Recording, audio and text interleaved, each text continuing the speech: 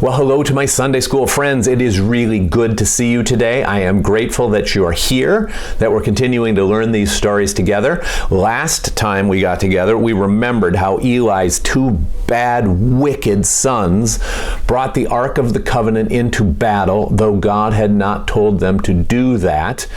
And that in this battle, the Philistines won a great victory over Israel. Eli's two sons were killed and the Ark of the Covenant was captured. And that when Eli heard the news, he fell off the rock on which he was sitting and he broke his neck and he died. It was a terrible, terrible story. So now what? The Philistines have the Ark of the Covenant. Well, they thought that they had just won a huge victory and that now they would be in charge of the ark. So they took the ark back to one of their cities, right? And they put it in one of their temples. The Philistines worshipped a god that was part man and part fish called Dagon. And they put the Ark of the Covenant in Dagon's temple. And when they came back the next morning, Dagon, the statue, had fallen on its face in front of the Ark of the Covenant, like it was worshiping the true God. Well, that's not what they wanted. So they put Dagon back on his pedestal and they cleaned everything up. And at the end of the day, of course, they went home. And the next morning when they come, Dagon was laying again in front of the Ark of the Covenant and his head had broken off and his hands had broken off and they had bounced and rolled over to the threshold of the door, right? And so from that day forward, Philistines never stepped on the threshold of the door going into their temple because they thought it was insulting to Dagon. They didn't get the message that maybe Dagon wasn't a real god, right? That the fish man statue was nothing compared to the God that had touched the Ark of the Covenant. But anyway, they set Dagon back up, they put his hands back on, they put his head back on, and they were really, really worried about what was going to happen next. And of course, God was unhappy that the Philistines had stolen the ark. And so he sent a plague into this town. One of the town, there's 5 main cities, and this town was called Ashdod. And people there started to get sick. Some of them died, right? But the rest of them got tumors, these big lumps in their bodies, and they were sick, sick, sick. And they said, you know, this has got to be the Ark of God. We can't have this thing with us. So they sent it to another of the Philistine cities. And everyone there got sick. They got the same boils, the same lumps on them. They had the same problems. And so they moved it again to a third city, and it caused a huge panic. The people in that third city didn't want the ark there. They knew what happened in the other cities. And of course, they got sick too, right? And there was panic in the whole city. What are we going to do? What can we get rid of?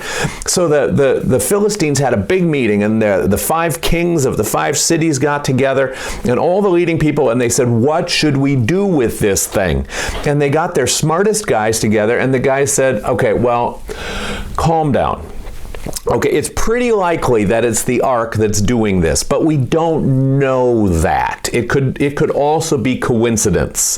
So what we should do is we should try to send the ark back to Israel, and not just empty. We should send a guilt offering with it. It was wrong of us to take this ark.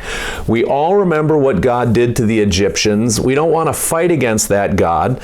And so what you should do is, and they came up with this elaborate plan. Right, you should have a cart, and you should put the ark in the cart, and then you should put a guilt offering in the cart. And the king said, "Okay, great. What kind of guilt offering? Well, you know, why don't you take some gold and melt it down, shape it into 5 mice and into 5 boils, like 5 of these lumps that are affecting us. Put them in the cart with the ark."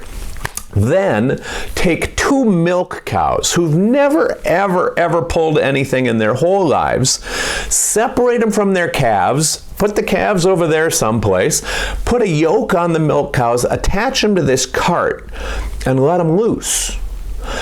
And then if they go up the road to Israel and ignore their calves and pull a cart like they were born to pull carts, boy, then you'll know that it really was God that's causing all our troubles, and you know that it's a good thing we're sending this ark back, and it's a good thing we're sending a guilt offering back.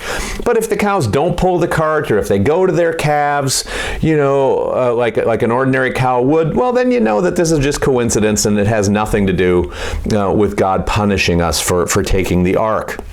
So the kings and the Philistine people thought this was a great idea. That's exactly what they did. They put the ark in the cart with the 5 gold mice and the 5 gold tumors. They put the 2 milk cows, attached it to the ark. They put the calves over there bleeding away for their mamas, right? And the cows went right up the road. They didn't pause anywhere. They didn't stop to eat anything. They just took the cart right up the road back to Israel, and the Philistines were amazed at the power of God, and they were glad to see the ark going back to Israel. Now, the people of Israel, right, the people in a place called Beth Shemesh, were cutting wheat, doing the wheat harvest, when they saw this cart with the cows come over the hill with the Ark of the Covenant in it, and they were so glad that the Ark of the Covenant had returned to Israel. They praised God. They stopped their work. They took those 2 cows. They built an altar. They offered those 2 cows as sacrifices, and they worshiped God and gave thanks that God had returned the ark to them, that God was once more, that this visible sign of God's presence was once more with the people. Now, there were some people who didn't rejoice. There were troubles. We'll get into that when you're older, or you can read it in the Bible yourself. But you know, God's presence should be treated with respect and gratitude, and some people didn't, and there was punishment for that. But finally, they decided. They talked among themselves, what are we going to do with the ark now? Eli's dead. The sons are dead, and so they brought the ark to a place called Kirath Jearim, and they put it in the custody of a guy named Eleazar. They appointed him to watch over and to protect the ark, and he did that for 20 years. And that's where we'll pause. We'll pick up next time. We got lots of stuff going on, lots of stuff cooking. I hope that you're getting ready for Christmas. I hope that you're thinking about ways that you can bless and serve and protect the people around you, how you can love the people around you and show your gratitude. I hope school is going well. Know that you are in my prayers and that Jesus loves you forever. Talk to you soon. Bye-bye.